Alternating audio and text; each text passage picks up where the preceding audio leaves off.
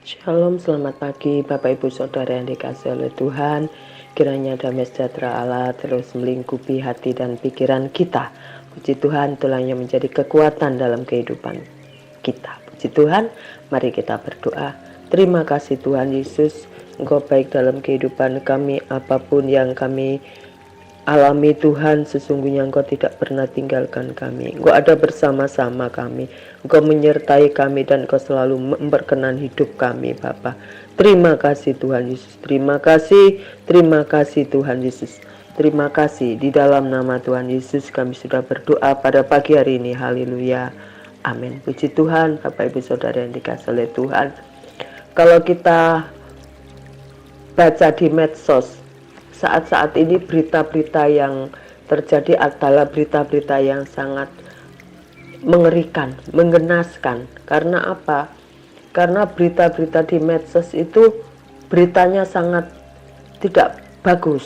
Ya, meskipun itu informasi bagi kita.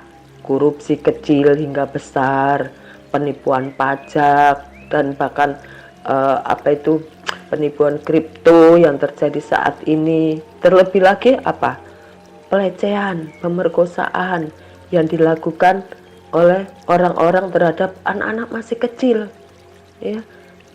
Dan mereka untuk melecehkan anak-anak itu bukan satu orang, bahkan beberapa orang. Waduh, kadang-kadang saya juga sangat ngeri itu ya, kasihan dengan anak-anak itu. Bagaimana mereka menjadi shock dan masa depannya menjadi ya. Tetapi puji Tuhan, Bapak Ibu Saudara yang dikasihi oleh Tuhan, kita masih ingat terus akan firman Tuhan. Hidup kita senantiasa diingatkan oleh Tuhan dan Roh Kudus yang hidup dalam kehidupan kita. Puji Tuhan. Mari kita baca kitab Mazmur 101 ayat yang kedua. Mazmur 101 ayat yang kedua bunyinya demikian. Aku hendak memperhatikan hidup yang tidak bercelah. Bilakah engkau datang kepadaku, aku hendak hidup dalam ketulusan di dalam rumahku. Ya, puji Tuhan, kali ini saya akan tetap memberikan tema yaitu mempertahankan identitas yang bagian kedua. Tadi saya katakan begitu marak ya, hal-hal yang kita dengar, yang kita baca itu membuat kita bergidik. Kadang-kadang selebriti juga yang tertangkap karena menggunakan narkoba, ya, uang dan popularitas telah membius mereka. Terkadang karena mereka tidak ada job, ya sudah melakukan hal-hal yang untuk menghilangkan rasa stres mereka, narkoba begitu.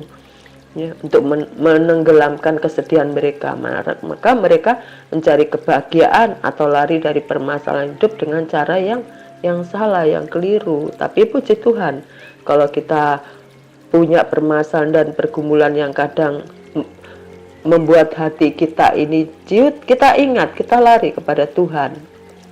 Puji Tuhan. Bapak Ibu Saudara yang dikasihi oleh Tuhan, namanya identitas itu penting dalam kehidupan kita. Sebagai orang percaya yang telah ditebus dan diselamatkan, seharusnya kita turut hidup yang sesuai dengan firman Tuhan. Bukan kita malah mengikuti arus dunia ini, apa yang mereka tawarkan lalu kita tergiur. Tetapi harusnya identitas kita sebagai umat Tuhan turut juga mengingatkan kita, menguatkan kita. Ya, puji Tuhan.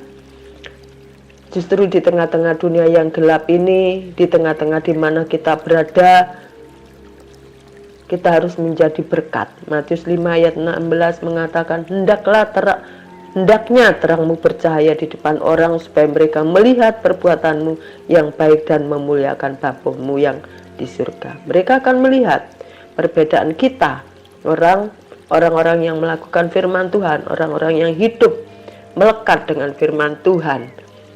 Puji Tuhan, kita harus bisa mempertahankan identitas diri kita dan tetap menjaga diri kita supaya kita membawa pengaruh yang positif bagi orang lain. Mungkin kita akan mengatakan apa mungkin, ya, tidak ada yang mustahil bagi orang percaya. Contohnya Daniel, meskipun hidup di negeri asing yang penuh dengan kesenangan dan penyembahan berhala, tetapi Daniel tetap bertekad menjaga identitasnya sebagai orang percaya agar dirinya tetap murni dan menolak untuk menjembarkan diri dengan hidangan raja. Ya.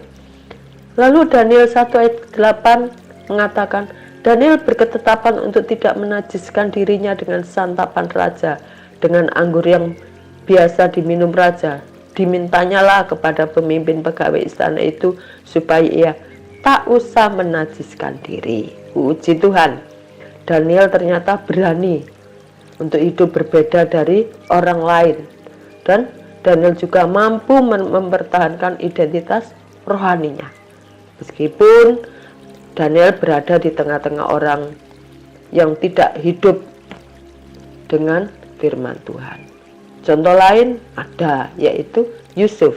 Kita semua tahu bagaimana perjalanan Yusuf yang ketika hidup di Mesir tidak kehilangan identitasnya sebagai orang benar, tetap kuat menghadapi Nyonya Potifar dan lebih memilih lari daripada harus berkompromi dengan dosa.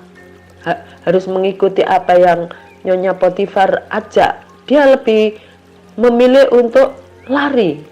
Pemazmur pun berjuang agar hidupnya tetap berkenan kepada Allah.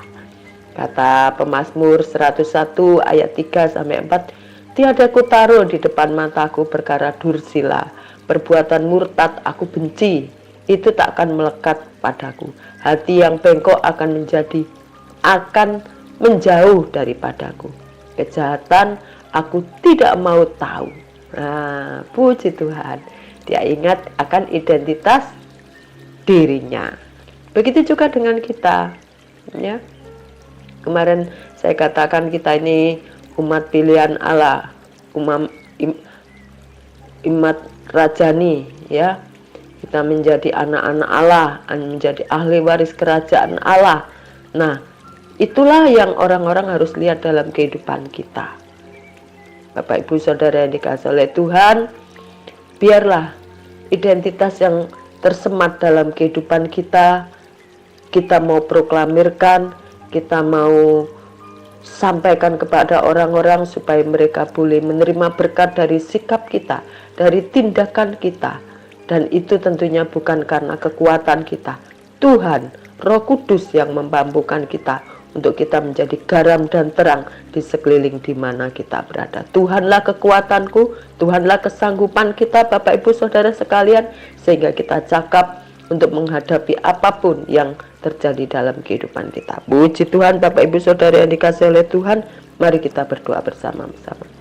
Tuhan, Engkaulah satu-satunya pribadi yang terus hadir dalam kehidupan kami. Engkaulah kekuatan kami, Engkau menemani kami Tuhan, dan Engkau tidak pernah tinggalkan kami apapun kondisi yang kami alami. Sungguh baik dan teramat baik Engkau terhadap kami Tuhan. Biarlah Tuhan, identitas yang Engkau sematkan dalam kehidupan kami mau pertahankan. Kami ingin menjadi saluran berkat Tuhan Yesus, supaya apa yang Tuhan percayakan dalam kehidupan kami pergunakan bagi kebesaran dan kemuliaan nama-Mu. Mampukan kami Tuhan, kuatkan kami orang lemah, kami orang berdosa, tetapi dengan penyertaan Tuhan, dengan perkenanan Tuhan, kami menjadi kuat karena Engkaulah kekuatan dan sandaran hidup kami. Terima kasih Bapa. Di dalam nama Tuhan Yesus, kami sudah berdoa dan mengucap syukur pada pagi hari ini. Haleluya. Amin. Selamat pagi Bapak Ibu Saudara yang dikasihi oleh Tuhan. Kiranya Tuhan terus menyertai dan ada bersama-sama kita untuk melewati hari-hari ini. Terima kasih Immanuel, Tuhan Yesus beserta kita. Amin.